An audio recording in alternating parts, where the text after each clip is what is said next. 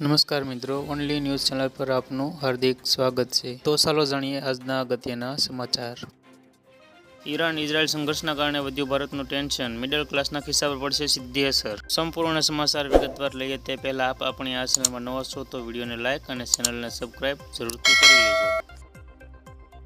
Israel અને Iran વચ્ચે છેલ્લા ઘણા દિવસોથી યુદ્ધ ચાલી રહ્યું છે। આ બંને દેશો પર સમગ્ર વિશ્વની નજર છે। વિશ્વ એક મહાયુદ્ધ જેવી પરિસ્થિતિનો સામનો કરી રહ્યું છે, જેનાથી ભારત સહિત અન્ય દેશોનું પણ ટેન્શન વધી ગયું છે। ભારત માટે ચિંતાનું કારણ એ છે કે આ સંઘર્ષ દરમિયાન ઈરાન જો હોર્મુઝ ચેનલ એટલે કે હોર્મુઝ દરિયાઈ માર્ગ બંધ કરશે તો ભારત માટે કાચા તેલની આયાત કરવી મુશ્કેલ થઈ જશે। આગળ જાણો શું શું તકલીફો પડી શકે છે ભારતને। ઈરાન ઇઝરાયલ વચ્ચેના સંઘર્ષ પર નિષ્ણાતોનું કહેવું છે કે જો ઈરાન હોર્મુઝ ચેનલ બંધ કરશે તો કાચા તેલ અને એલએનજી એટલે કે લિક્વિફાઈડ નેચરલ ગેસના ભાવ વધી શકે છે। હોર્મુઝ ચેનલ દ્વારા ભારત સહિત અન્ય દેશો સાઉદી અરેબિયા, ઇરાક અને યુએઈમાંથી કાચા તેલની આયાત કરે છે।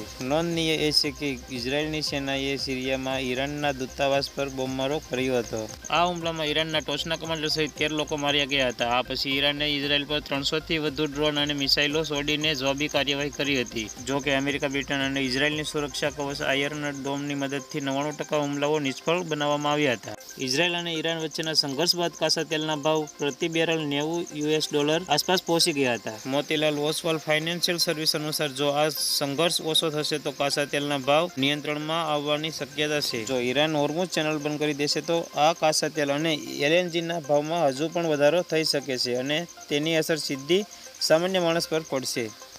હોર્મુઝ ચેનલ શું છે? હોર્મુઝ ચેનલ ઓમાન અને ઈરાન વચ્ચે લગભગ 40 કિલોમીટર પહોળી દરિયાઈ પટ્ટી છે। આ માર્ગ દ્વારા સાઉદી અરેબિયા પ્રતિ દિવસ 63 લાખ બેરલ, જ્યારે યુએઈ, કુવૈત, કતાર, ઇરાક પ્રતિ દિવસ 33 લાખ બેરલ અને ઈરાન પ્રતિ દિવસ 13 લાખ બેરલ કાચા તેલની નિકાસ કરે છે। વૈશ્વિક એલએનજી વેપારનો લગભગ 20% જથ્થો હોર્મુઝ ચેનલ દ્વારા પસાર થાય છે।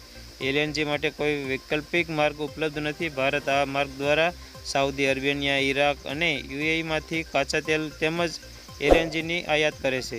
આજના સમાચારમાં બસ આટલું જ। માહિતી પસંદ આવી તો વિડીયોને લાઇક અને ચેનલને સબસ્ક્રાઇબ જરૂરથી કરી લેજો।